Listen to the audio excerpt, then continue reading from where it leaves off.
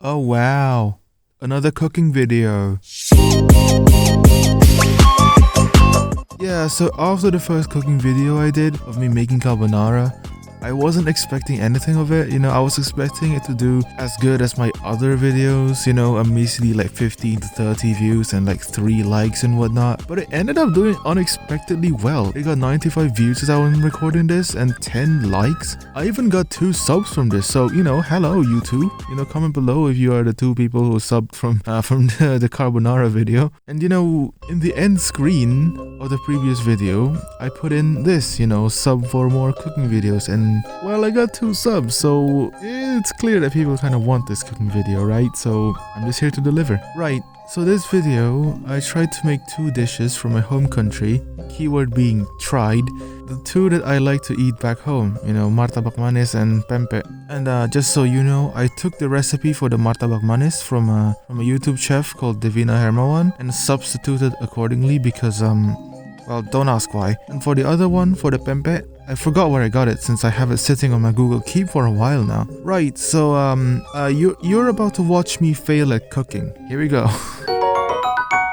So first up is martabak manis, and I'm warning you if you want to try this recipe. This thing is an absolute calorie bomb, so please do not eat this every day or you'll die. So to make the batter, you need flour, sugar, water, egg, and baking powder. So to a mixing bowl, I don't have one, so I use this box instead. Put flour in and then some sugar, except I don't have sugar right now, so I use maple syrup instead because yeah, don't ask questions. And then water, and then you want to mix it until it's smooth, like if you imagine a pancake like a flapjack or something, you really don't want to mix it until smooth, but this one you want to mix it until it's smooth. You can use whatever you want, a whisk or a spatula or whatever. I use chopsticks because that's the only thing I have for mixing, and frankly I am basically used to mixing things with a chopstick right now. And then after it's smooth, crack an egg in and baking soda, and then mix it again until it's smooth, and let it rest for around half an hour to 1 hour, or you can even do more, I think. And then after it's rested, it's time to cook. Use a non-stick pan because you kind of need even heating for this so that you don't burn one spot at the bottom. Right, so before you cook,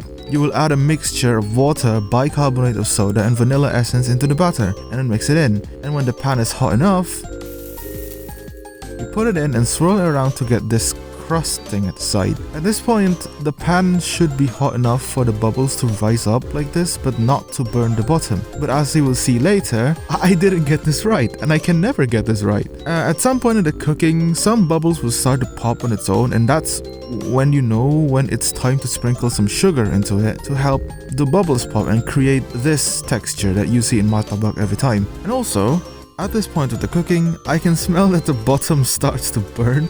So here's me checking it and realizing that, well, it is burnt. So I just moved on to sprinkle the sugar on it. And after that, it should come to a point where the batter isn't too runny anymore and then no bubbles rise up anymore. And that's when you know you have to turn the heat down and put the lid on to let the top part cook. I cooked this for around 3 minutes until it's done. And if you look at this, mine doesn't actually look so good because I don't want to burn the bottom even more, so I just stopped at this point and transferred it over to a cutting board. And now it's time to put the toppings on. So I spread some butter on it, and then I realized that I forgot to scrape away the uncooked part. So here is me scraping it up.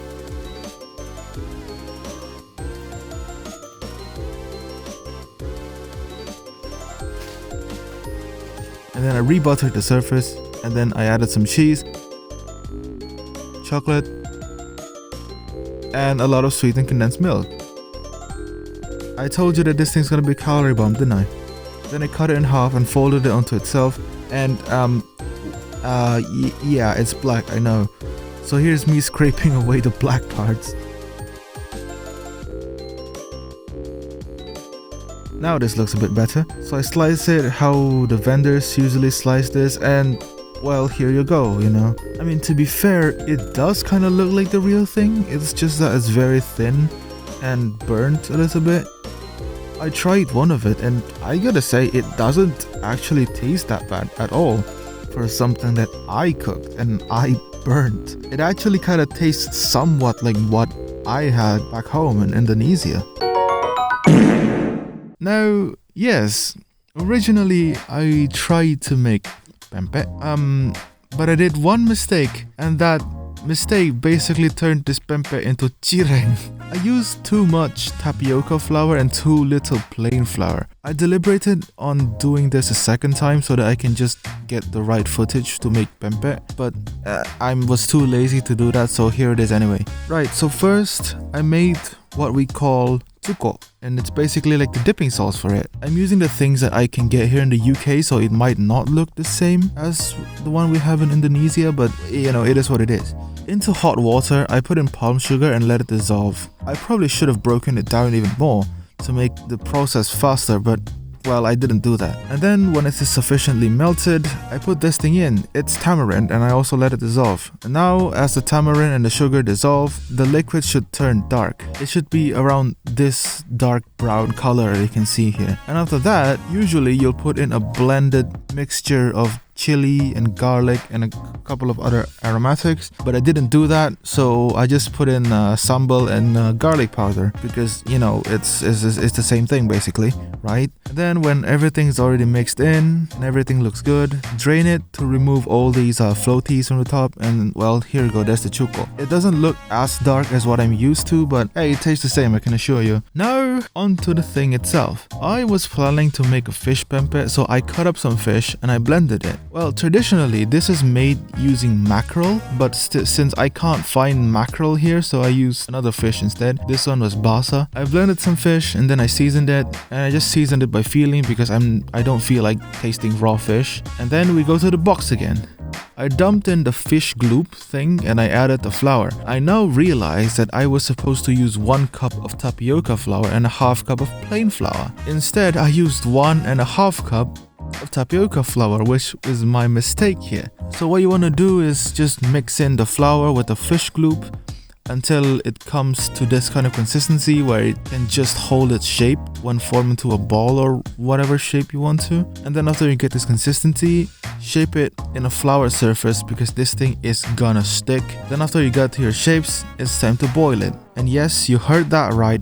We are boiling flour. It is just how it is done, everybody. Don't question things. Now you want to boil your things in hot water, and you know that it is done when your things float over to the surface, and if you pick it up, it is very bouncy and springy like this. So dry it up, discard the water, and heat up oil until it's hot enough to fry things. And then, well, just dump it in. You want to fry it until it's golden brown like this. At this point of the frying, I realized that I fucked up the ratio of plain to tapioca flour, and what I had essentially made is a fish flavored cireng. I did not make pempek, guys. I made freaking cireng. But it's too late to change it now anyway, so I just rolled with it. Then after it's golden brown like this, I take it off the oil and dry it on a paper towel, and I chopped it up into a bowl, and well, here it is. My failed attempt to make pempek because I fucked up the ratio of the flours. Now, when trying this, I was kind of expecting it to be bad, you know, but it turns out it's actually not bad. It's just very chewy, which is a typical of cireng, and why, you know, I was never really a big fan of cireng. It doesn't really taste all that bad, especially when you dip it into the cuko. It just gets a lot of flavor from the cuko.